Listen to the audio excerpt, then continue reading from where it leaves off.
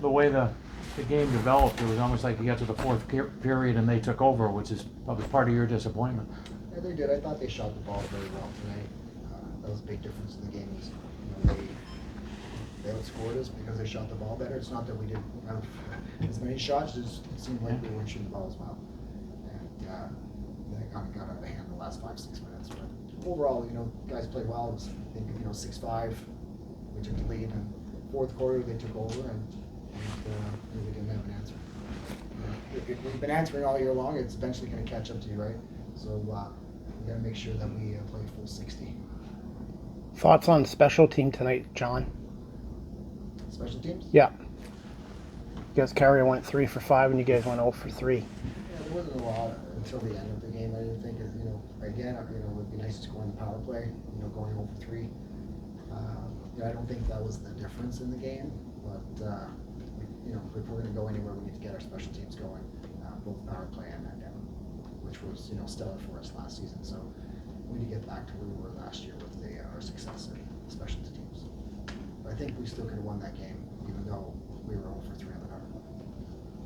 It's already hard enough scoring in this sport, but having to face Nick Rose for a third time, how do you think that played a part in tonight's game? Not well. You know, we played well, and this is the third time that we're seeing him.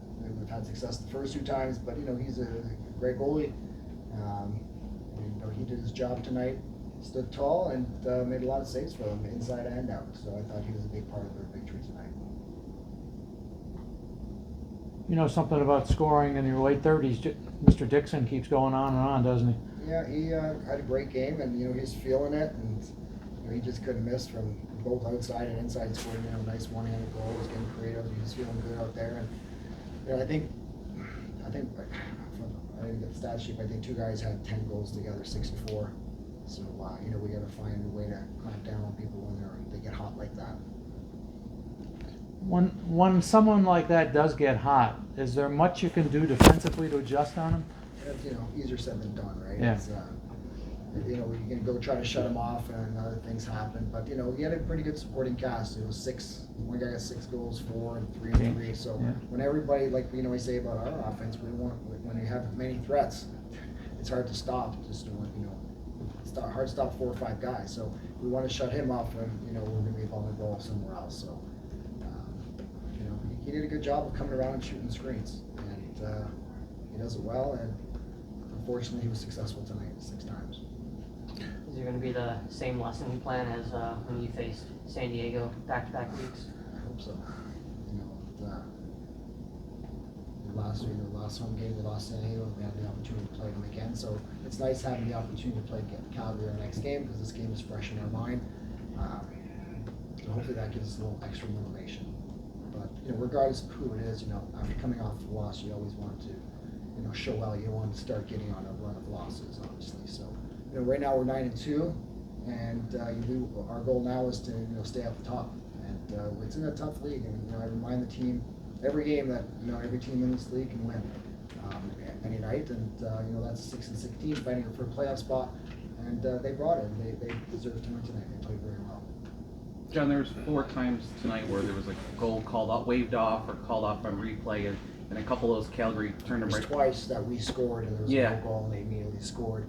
And trust me, both times I thought about throwing a flag, but we don't have video fast enough or focused in enough where I could take that chance. And I don't know if I did. Still haven't seen the video, and I don't know if both of them were in or not in. But that's a 4-goal swing.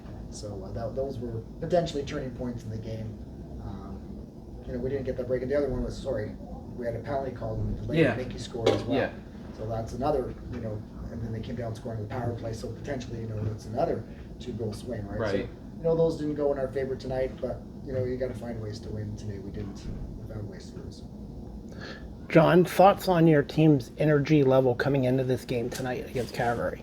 I thought it was okay. You know,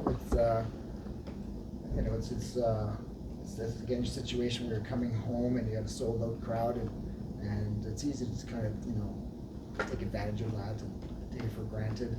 Not saying that we did, but I thought we could have been a little more energetic right from the get-go. And I also think, you know, we've had so much success this year that everyone's expecting us to win all the time, and it's hard to do that. And you know, I want to remind my team that you know the guys played hard, and it's hard to win every single game. Not you know everything's not going to go for you every game. So after 11 games, we're 9-2. I'm quite happy about that, but I want to make sure that we didn't peak at the wrong time, and we want to you know take this curve and swing it back up. You know, I think we still can be a much better team than we've shown in the first 11 games, and that's the message I'm sending. Is my team is we're better than what we're showing. John, does the parity in the league grow just because as the season goes on, in the sense that everybody gets to play together, you know, with new guys working in it, do things come together more once the season goes? I would think so. I think you know teams get used to each other, and with the team in Texas rolling this year, you know, Yeah. with the dispersal draft, it made a lot of teams stronger, but they added new pieces to the puzzle, so it takes some time for that to you know develop some chemistry. So maybe these teams are starting to get a bit better with their new additions. You know, Calgary with Rose, with you know Toronto's you know started selling some players. And you know, Rose helped them win that game tonight, so there's an example of that. But I think there's parity throughout the whole year, but you can see it now getting tighter. If you look at the standings, you know how many teams are approximately 6 and 6, 5 and 6, you know 5 and 7. They're all near about 500%, right? So it's a tight league, and you know it's any night anybody can win. John, just thoughts on, I know you probably can't say much, but is there a chance that you guys could add somebody before the deadline? There's always that chance for sure. Well, Chuggers always has open ears and he's always listening, and you know he's a great GM and he's put this team together. And last year he brought Paul Dawson, was a big part of the puzzle for us last year. And you know Chuggers, you know, wants to probably ask him this question if you talk to him, but you know, he's always trying to improve the team if it's going to help us. You know, he's not going to you know try to you know make a move just for the sake of making a move. So if he makes a move, he's going to think it's worthwhile. I think the deadline's Monday. Monday, March 10th, I He's believe. got a day and a half to work at it. Get to work, pal. All right, thanks, guys. Thank Thanks, you. John.